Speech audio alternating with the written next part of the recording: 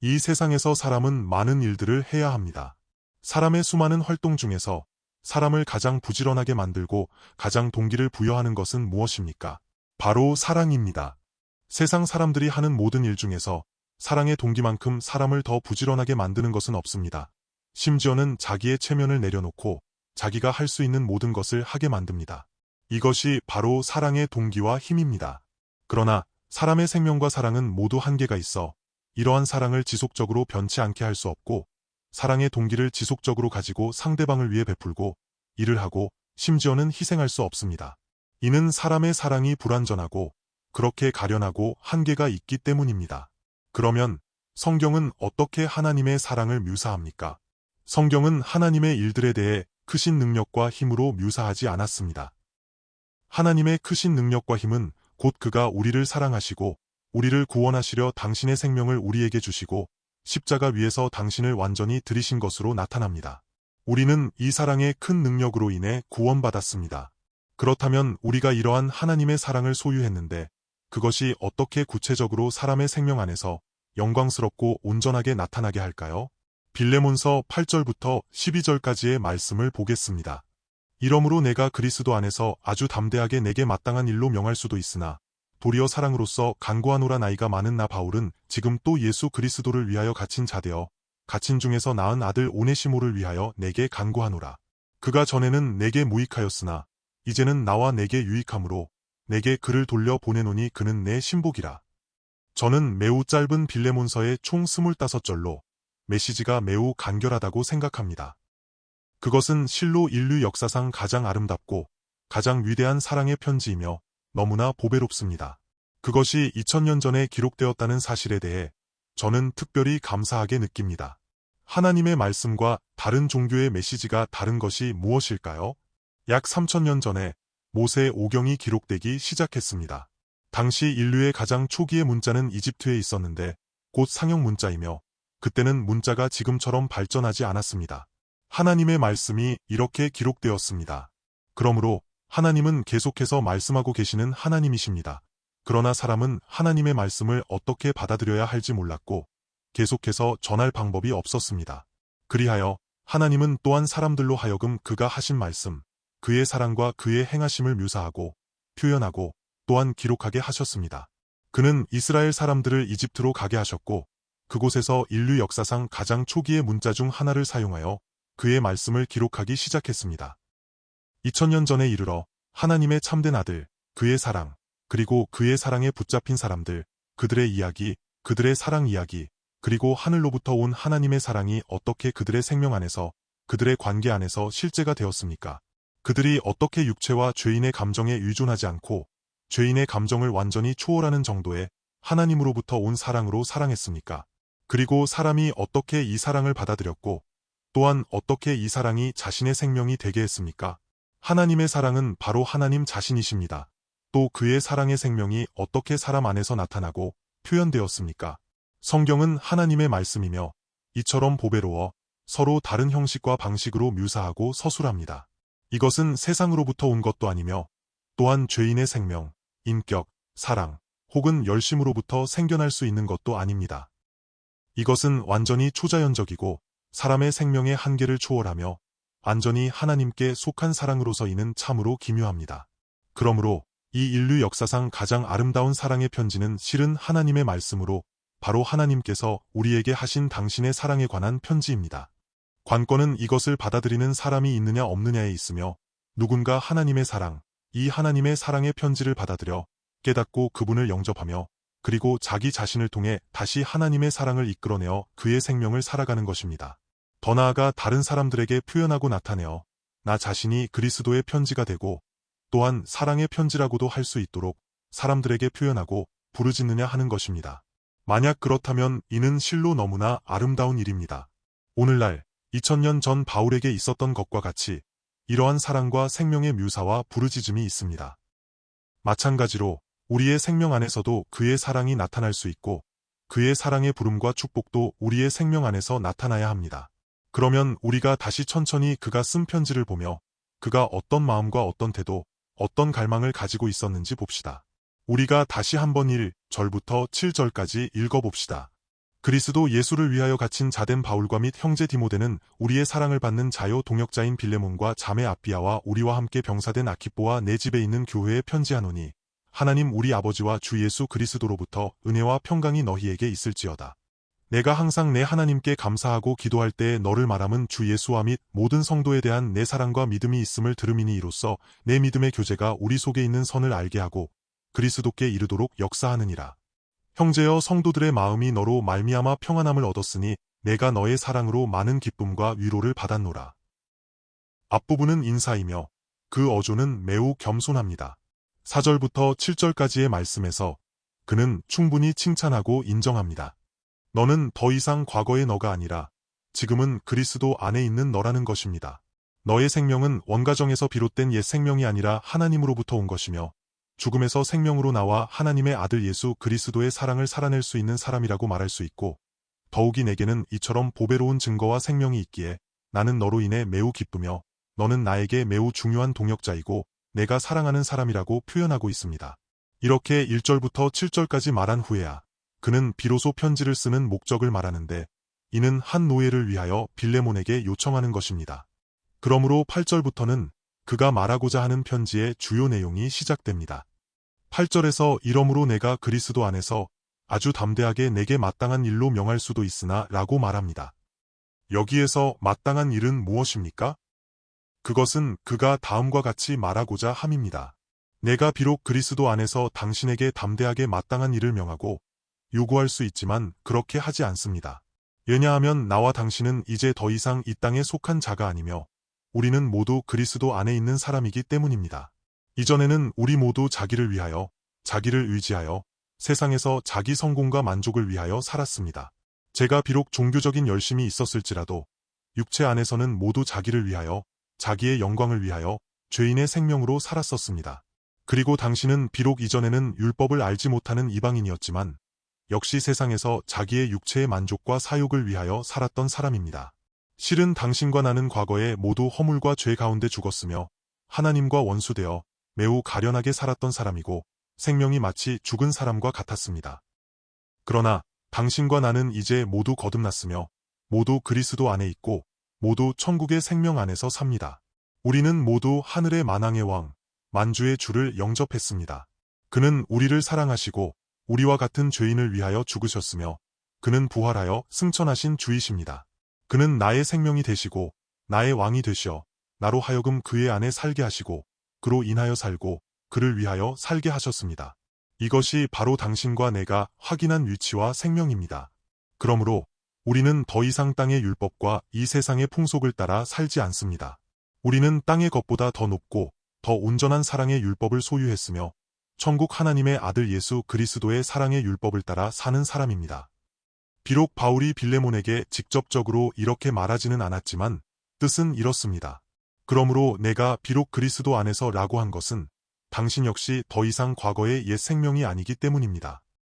만약 당신이 옛 생명의 삶의 방식대로 산다면 세상의 도리를 따라 당신의 노예의 일을 처리할 것이며 당신은 분명 온갖 방법을 동원하여 그를 잡아 돌아오게 하고 엄하게 벌하며 심지어는 그를 죽일 것입니다. 그러나 당신은 더 이상 과거의 세상 풍속, 세상 도덕 및 법률의 표준을 따라 살던 사람이 아니며 당신은 천국의 생명, 천국의 사랑의 율법을 소유했으니 마땅히 그렇게 살아야 합니다. 그러므로 내가 그리스도 안에서 담대하게 당신에게 말할 수 있습니다. 당신은 이제 더 이상 과거 세상에 속한 사람이 아니며 당신이 사는 것은 또한 자기의 재물을 모으거나 사업 성공을 위한 것이 아니라 하나님의 나라를 위하여 하나님의 복음의 확장을 위하여 사는 것입니다. 그러므로 내가 당신에게 말합니다. 오네시모가 이번에 돌아가면 당신은 반드시 그를 용서해야 합니다. 그는 이미 우리의 동역자가 되었으며 또한 당신의 동역자가 될 것이니 당신은 그를 잘 영접해야 합니다. 내가 이렇게 당신에게 요구할 수 있는 것은 내가 이렇게 담대하게 당신에게 마땅한 일을 명할 수 있기 때문입니다. 당신은 지금은 그리스도 안에서 새롭게 창조된 사람이니 당신의 형제를 사랑해야 합니다. 주 예수께서는 너의 원수를 사랑하라고 말씀하셨습니다. 그는 이제 이미 철저히 회개하였으니 당신은 그를 받아들이고 영접하고 사랑해야 합니다. 이것이 바로 마땅한 일이니 내가 이렇게 당신에게 요구할 수 있습니다. 이런 뜻으로 바울은 빌레몬에게 말한 것입니다. 그리고 9절에서 말하기를 도리어 사랑으로서 간구하노라. 나이 많은 나 바울은. 그는 당시에 70여 세였을 것이며 그 시대의 일반 사람은 곧 세상을 떠날 나이였습니다. 그러나 바울 안에는 사망을 이기는 복음의 동기와 힘이 있었습니다.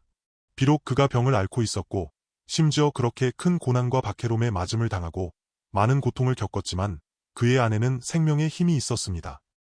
그러나 어쨌든 바울은 나이가 많이 들었습니다. 그래서 나이 많은 나 바울은 애뜻은 내가 늙어 언제 죽을지 모른다는 것입니다. 자신은 감옥에 있을 뿐만 아니라 언제 그들이 자신을 끌어내어 사형시킬지 모르므로 이렇게 간절하게 말한다는 것입니다. 그는 이어서 지금 또 예수 그리스도를 위하여 갇힌 자되어 라고 말합니다. 내가 이렇게 나이가 많고 또 생사의 박해와 위험에 직면하고 있는 예수 그리스도를 위하여 갇힌 자된 이 두 가지 측면의 신분이나 오히려 사랑으로서 내게 간구하노니라고 말합니다. 바울이 사랑으로서 내게 간구한다는 것은 내가 담대하게 당신에게 명하고 명령할 수 있지만 나는 이렇게 하지 않는다는 것입니다. 나와 같이 이렇게 나이 많고 그리스도 예수를 위하여 갇힌 자된 사람이지만 우리 모두 거듭나 구원받고 하나님의 나라를 물려받고 하나님의 아들 예수 그리스도의 생명을 물려받은 사람들은 더 이상 자기를 위하여 살지 않기 때문입니다. 모든 참된 그리스도인들 중에 다시 자기를 위하여 사는 사람은 아무도 없습니다. 자기를 위하여 사는 결말은 무엇입니까? 바로 사망입니다. 그러므로 우리 각 사람은 마땅히 그리스도 예수를 위하여 살아야 합니다. 이는 그가 바로 영생이시며 나를 사랑하시고 나를 위하여 죽으신 주이시기 때문입니다. 그리고 이렇게 살 때 우리의 생명에 비로소 영광과 승리가 있고 이것이 영생의 생명입니다. 그러므로 바울이 그리스도 예수를 위하여 갇힌 자된 이라고 말한 것은 바로 그분을 위한 것입니다. 옥에 갇히는 것은 쉽고 재미있는 일이 아니며 어렵고 힘들고 육체적으로 자유가 없습니다. 그러나 이러한 나이 많은 나, 예수 그리스도를 위하여 갇힌 자된 내가 율법에 따라 성경의 도리를 따라 당신에게 명령하지 않고 오히려 사랑으로서 내게 간구하노니라고 말하는 것입니다. 이것이 바로 바울의 간절한 사랑입니다. 이 간절한 사랑 안에는 무엇이 담겨 있습니까? 바로 겸손입니다. 참된 사랑은 겸손한 생명으로부터 옵니다. 하나님의 사랑도 마찬가지입니다. 하나님이 세상을 이처럼 사랑하사 독생자를 주셨으니 바로 그의 십자가를 통해서 우리를 사랑하셨습니다. 천지 우주 만물을 창조하신 하나님이 어찌 자기를 그렇게 수치스럽고 견디기 어렵고 무서운 십자가 위에 두실 수 있었습니까? 이것이 바로 겸손이며 바로 하나님의 사랑입니다. 하늘이든 땅이든 상관없이 참된 사랑이 있으면 반드시 겸손을 이끌어냅니다.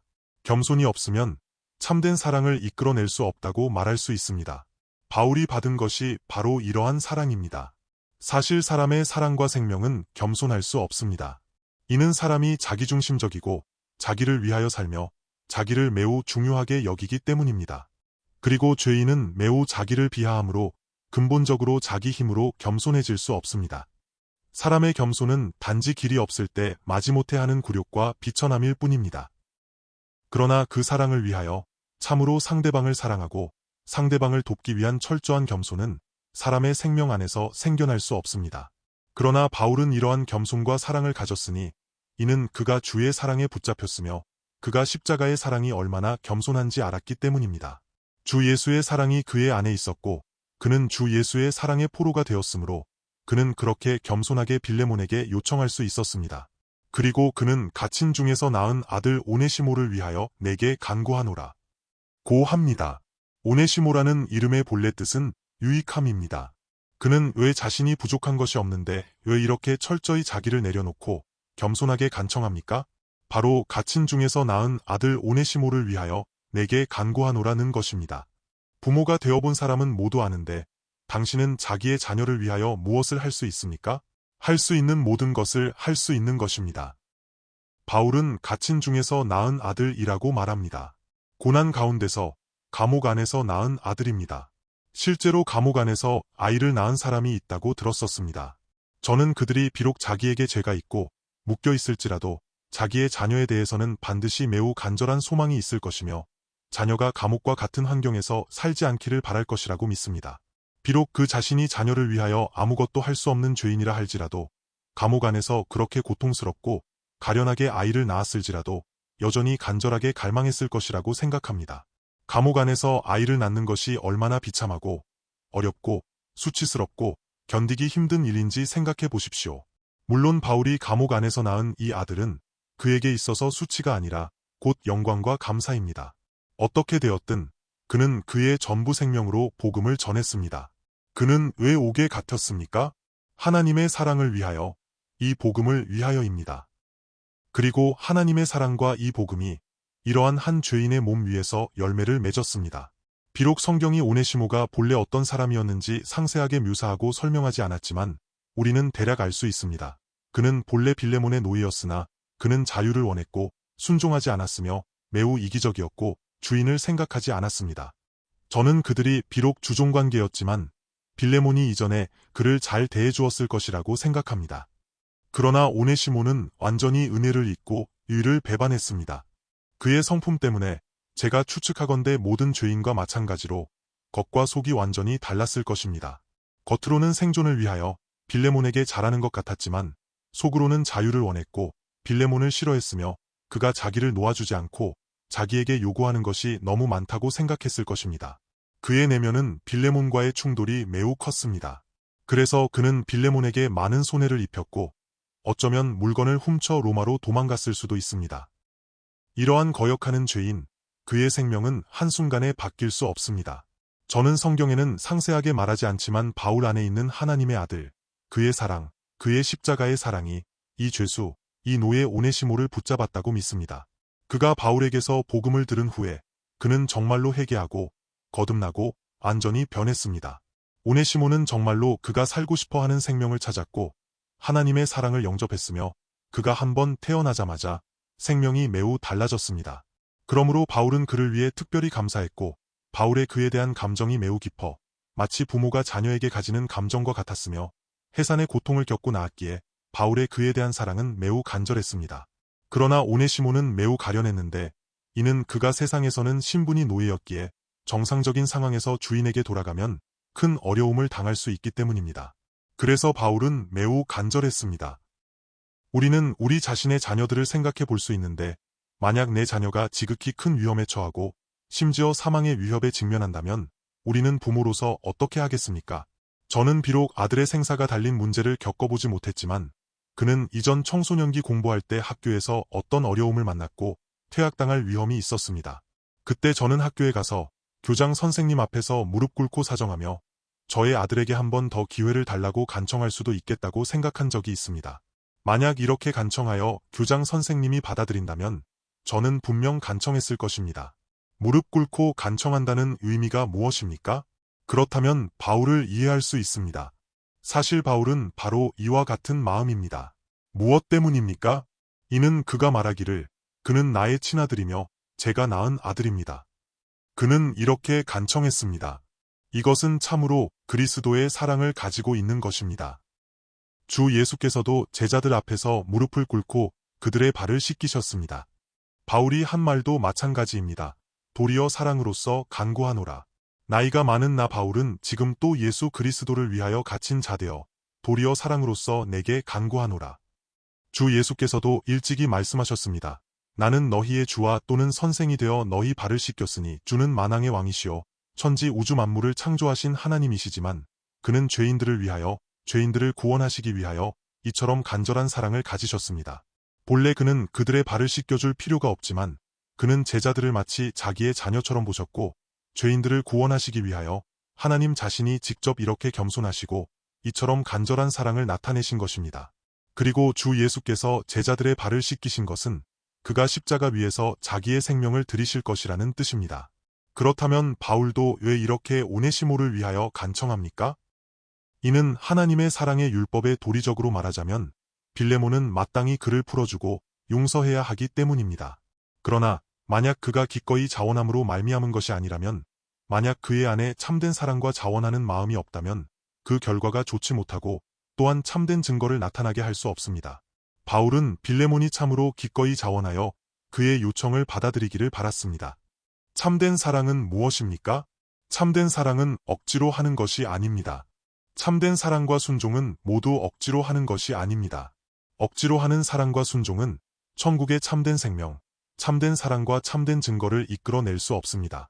그러므로 빌레몬이 기꺼이 자원하여 참으로 받아들이도록 하기 위하여 바울이 이렇게 매우 간절한 방식으로 요청한 것입니다. 사실 바울이든 당신이든 우리든 모든 정상적인 그리스도인은 어떻게 하나님의 참된 자녀가 되는 것입니까? 바로 십자가의 사랑에 정복되고 그분께 붙잡힘을 통해서입니다. 바울 안에 주의 사랑에 정복된 이 마음이 있었으므로 그 역시 빌레몬이 이렇게 받아들일 수 있기를 매우 간절히 바랐습니다. 그는 이로 인해 이러한 겸손을 가지고 말하기를 그는 내가 갇힌 중에서 낳은 아들입니다. 그러므로 내가 당신에게 이렇게 간청한다는 것입니다. 11절에 그가 전에는 내게 무익하였으나 이제는 나와 내게 유익함으로 말하고 있습니다. 그가 전에는 유익함이 없었다는 것은 무슨 뜻입니까? 이전에는 모두 자기를 위하여 살았다는 것입니다. 세상 사람들은 모두 자기의 유익함을 추구하며 죄인은 항상 자기의 유익함, 개인의 유익함을 구합니다. 그러나 죄인이 이렇게 자기의 유익함을 구하는 것의 결과는 무엇입니까? 바로 공허함이며 의미가 없고 가치가 없습니다. 죄인이 비록 무엇인가를 얻었을지라도 근본적으로 자신의 생명에 아무런 참된 작용과 유익함도 가져다 줄 수 없습니다. 오네시모의 이름은 본래 유익함이라는 뜻입니다. 빌레몬은 아마도 많은 돈을 들여 그를 사왔고 그가 집에서 잘 섬겨서 자기에게 많은 유익함을 가져다 주기를 바랐을 것입니다. 그러나 나중에 발견하기를 이 젊은이가 마땅히 자기에게 유익함을 가져다 주어야 할 자이지만 유익함이 없고 이름이 실상과 부합하지 않으니 이 이름을 바꾸는 것이 좋겠다고 생각했을 수도 있습니다. 바로 이 세상에서는 유익함이 없습니다. 사실 우리 본래의 생명은 세상에서 유익함이 없는 사람이었습니다. 비록 자기 스스로 끊임없이 유익함을 추구하고 무엇인가를 붙잡아 자기에게 유익을 얻기를 바라고 자기 자신도 유익함이 있는 사람이 되어 발전하고 성공하기를 바라지만 말입니다. 이전에 우리는 사람에게 무익한 사람이었고 오네시모와 같았습니다. 이제는 나와 내게 유익함으로 당신에게뿐만 아니라 나에게도 모두 유익함이 있다는 것입니다. 왜냐하면 이는 그가 더 이상 개인 사유의 생명 안에 살지 않고 교회 공동체 안 하나님의 나라 안에 있기 때문입니다. 그러므로 그는 참으로 세상의 한계를 초월했습니다. 하늘에서든 땅에서든 상관없이 그의 생명은 모두 증거를 드러내고 모두 유익함이 있습니다. 사람은 본래 모두 하나님의 영광에 이르지 못하며 죄인은 모두 그러합니다. 그러나 하나님은 우리를 사랑하시어 하나님의 아들 그 자신을 우리에게 주셨고 오직 하나님의 아들만이 하나님 아버지를 영화롭게 할 수 있으며 그가 기뻐하시는 바가 됩니다. 우리가 그의 이러한 생명을 영접함으로 생명이 변하는 것입니다. 이것은 마치 인류의 역사와 같아서 기원전과 기원후로 나뉩니다. 곧 주전과 주후입니다. 주께서 오시기 전의 역사는 어떠했습니까? 주께서 오신 후의 역사는 또 어떠합니까? 우리 개인의 생명과 역사도 마땅히 이렇게 분명한 다름이 있어야 합니다. 주께서 나의 생명에 들어오시기 전에 저의 생명은 가치가 없었고 공허함으로 가득했으며 사람에게 무익했고 자기의 유익함과 만족이 무엇인지 몰랐습니다. 그러나 주께서 저의 생명에 오신 후에 나는 정말로 하나의 새로운 생명, 하나의 가치 있고 영광스럽고 유익함이 있는 생명을 가지게 되었으며 하나님의 나라 안에서 형제자매들 가운데서 모두 유익함이 있습니다. 죄인의 생명은 왜 유익함이 없습니까? 그것은 죄인은 모두 철저히 자기중심적이고 모두 자기를 위한 유익함과 만족과 영광을 구하며 참된 관계, 참된 사랑 안에 있지 않기에 다른 사람에게 유익함이 없기 때문입니다. 겉보기에는 유익함이 있는 것 같지만 오래지 않아 사람의 이기적인 본성이 드러날 것입니다.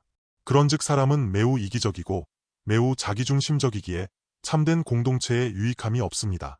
오늘날 많은 사람이 겉으로는 주를 믿고 스스로 그리스도인이라고 칭하며 자기 자신도 매우 열심이고 성경에 대한 많은 지식과 배움이 있습니다.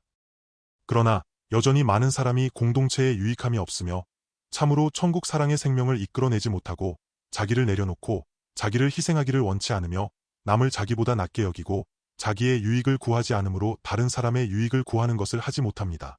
그러나 하나님께서 우리에게 주신 생명, 곧 하나님의 아들 예수 그리스도의 생명은 자기 유익을 구하지 않습니다. 그러므로 오네시모는 확실히 이와 같아 과거에는 유익함이 없었으나 이제 그는 더 이상 자기를 위하여 살지 않고 더 이상 자기의 만족을 구하지 않으며 더 이상 세상에서 자기의 사욕을 추구하지 않습니다. 이는 그가 이미 천국의 풍성함을 영접했고 천국의 모든 풍성함, 부유함과 영광의 생명을 얻었으며 그는 보배롭고 만족하는 하나님의 아들의 생명을 소유했기 때문입니다. 그러므로 그는 더 이상 자기의 유익함, 사욕, 만족과 영광을 추구하지 않습니다. 이러한 생명은 돌이켜 하나님의 영광을 구하고 다른 형제자매들의 유익함을 구합니다. 그는 더 이상 이기적이지 않고 오직 자기만을 생각하지 않으며 다른 사람들을 생각하고 다른 사람들의 유익함을 구합니다. 주님의 몸된 교회를 위하여, 하나님의 나라 복음의 나타남을 위하여 하나님의 사랑이 그의 생명 가운데 나타나는 것입니다. 그러므로 과거 무익했던 그는 이제는 나와 내게 유익함으로 가 되었습니다. 우리가 이러한 생명, 하나님의 아들 예수 그리스도의 생명을 영접했다는 것을 생각해 보아야 합니다. 주님은 모든 사람을 사랑하시고 또한 모든 사람의 생명의 축복이십니다. 우리도 마땅히 이렇게 하여 모든 사람에게 유익함이 있어야 합니다. 왜냐하면 우리가 더 이상 개인의 유익함을 구하지 않고 더 이상 자기의 사욕을 구하지 않기 때문입니다. 오네시모가 바로 이와 같습니다. 바울의 뜻은 그러므로 당신은 그를 사랑해야 하고 영접해야 하며 용서해야 한다는 것입니다. 이는 그가 과거에 당신에게 많은 손해를 입혔고 심지어 많은 상해를 입혔으며 어쩌면 다른 사람들 앞에서 당신을 비방했을 수도 있고 당신에게 있어서 그는 무익할 뿐만 아니라 심지어 원수와 같고 사람의 도리로는 용서할 수 없는 은혜를 잊고 의를 배반한 자이기 때문입니다. 그러나 이제 당신이 하나님을 믿고 저를 믿는다면 그는 절대적으로 당신에게 유익함이 있으며 당신에게 유익함이 있을 뿐만 아니라 나에게도 유익함이 있고 온 하나님의 나라, 온 교회에 모두 매우 유익함이 있는 사람이라고 말하는 것입니다. 그러므로 당신은 그를 영접하고 그를 사랑해야 한다는 바울의 간절한 요청입니다. 우리 또한 서로 사랑해야 합니다. 어떻게 서로 사랑해야 하고 어떻게 서로 영접해야 합니까? 나는 과거에 어떤 사람이었습니까? 나는 사람에게 유익함이 없는 사람이었으나 그러나 그리스도 안에서 우리는 이제 이미 그러한 사람이 아니며 곧 이 생명, 이 공동체의 유익함을 가져다 줄 수 있는 사람이 되었습니다. 왜냐하면 이제는 우리가 이 하나님의 아들의 생명을 따라 사는 사람이기 때문입니다.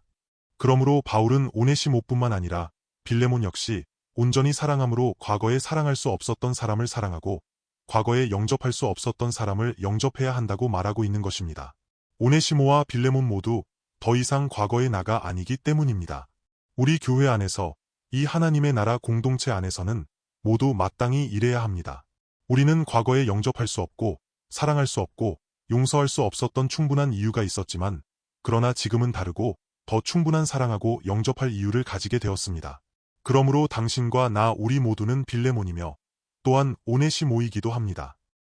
그리고 12절에서 내가 그를 돌려보내노니 그는 내 신복이라고 말합니다.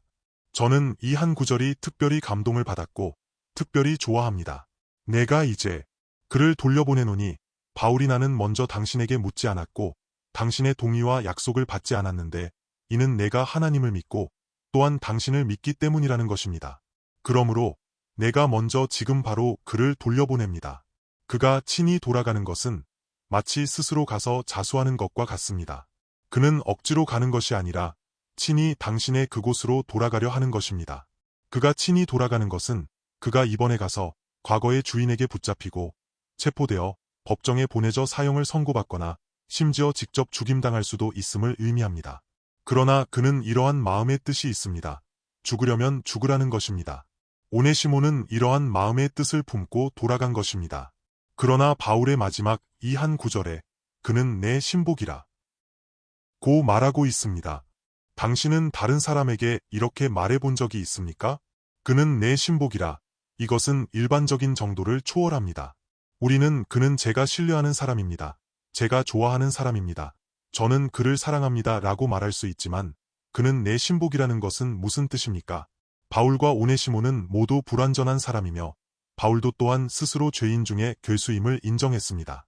그의 본성, 그의 옛 생명의 본성은 그러했지만 그리스도 안에서 그는 오늘날 새로운 피조물입니다. 그는 자기 자신의 이 새로운 생명이 하나님의 아들에게 속한 것임을 확인하며 사망을 이기고 죄를 이기며 사랑의 생명을 살아낼 수 있는 하나님의 아들입니다. 그러므로 바울 안의 갈망은 바로 그의 사랑이 하나님의 말씀에 붙잡히게 하고 하나님의 말씀을 따라 살게 하는 것입니다. 그는 하나님의 나라와 복음이 확장될 수 있기를 바랐고 죄인이 회개할 수 있기를 만인이 모두 이 복음을 영접하고 하나님의 나라, 하나님의 복음을 위하여 자기의 생명을 드릴 수 있기를 바랐습니다. 그러므로 그의 내면의 갈망은 복음과 하나님의 사랑 외에는 다른 것이 없습니다. 그러면 그는 내 신복이라는 뜻은 그가 나와 동일한 심정을, 동일한 마음의 뜻을 가졌다는 것인데, 그는 나와 동일한 마음, 동일한 사랑, 동일한 생명, 동일한 추구, 동일한 갈망, 동일한 목표를 가진 사람이라는 것입니다. 이것을 바로 신복이라고 부릅니다. 제가 이 구절을 묵상할 때 또한 특별히 감사했습니다. 저의 가족, 아내, 자녀는 말할 것도 없고 바로 이 교회 안에서, 이 공동체 안에서 보배로운 형제자매들, 그들이 정말 너무나 보배롭습니다. 어제 제가 몇몇 형제자매와 소통했는데 그들 역시 매일마다 하나님의 말씀에 아멘이라고 말하고 매우 흥분하며 해답했습니다. 저는 그들이 바로 저의 신복이라고 느끼며 왕 형제, 이 형제, 그리고 아주 많은 형제자매들, 그들이 특별히 보배로우며 그들이 바로 저의 신복입니다. 우리가 이러한 확인을 가질 때 우리가 얼마나 안전한지, 이것이 바로 참된 사랑이며 참된 관계입니다. 그러므로 그는 내 신복이라는 것은 거의 이 뜻입니다. 그의 생명이 나의 생명과 연결되어 있으니 당신이 나를 사랑하는 것이 바로 그를 사랑하는 것이며 당신이 나를 영접하는 것이 바로 그를 영접하는 것이라는 뜻입니다. 이것이 바로 우리 교회 형제자매들 사이에 마땅히 확인해야 할 관계입니다. 할렐루야! 이는 우리는 동일한 몸이며 동일한 사랑의 관계 안에 있는 하나의 생명 공동체이기에 바울이 이렇게 말하고 나아가 이러한 축복을 전할 수 있었던 것입니다.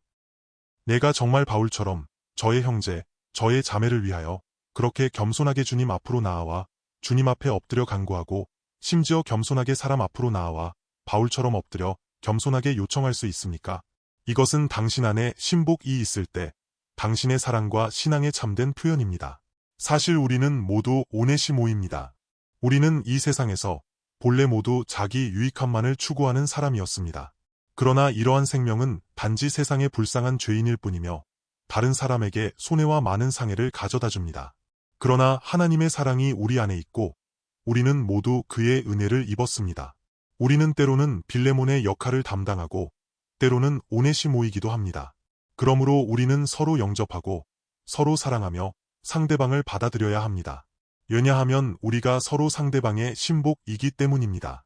그가 우리를 흑암의 권세에서 건져내사 그의 사랑의 아들의 나라로 옮기셨으니 우리가 이 세상으로부터 구원을 받았고 우리는 모두 하나님의 아들의 신복이 되었습니다. 그분은 우리를 사랑하시고 우리를 위하여 죽으셨으며 우리를 위하여 그렇게 겸손하게 발을 씻기셨고 그렇게 겸손하게 십자가 위에서 자기의 생명을 들이셨습니다. 우리는 이러한 사랑을 영접한 사람이며 그의 사랑에 빚을 진 사람입니다. 그러므로 우리 역시 서로 이 신복들을 영접하고 받아들이고 또한 사랑해야 합니다. 이것이 바로 그의 사랑의 부르짖음이며 그의 참된 구원이 우리 안에서 나타나는 증거입니다. 할렐루야! 우리 함께 기도합시다.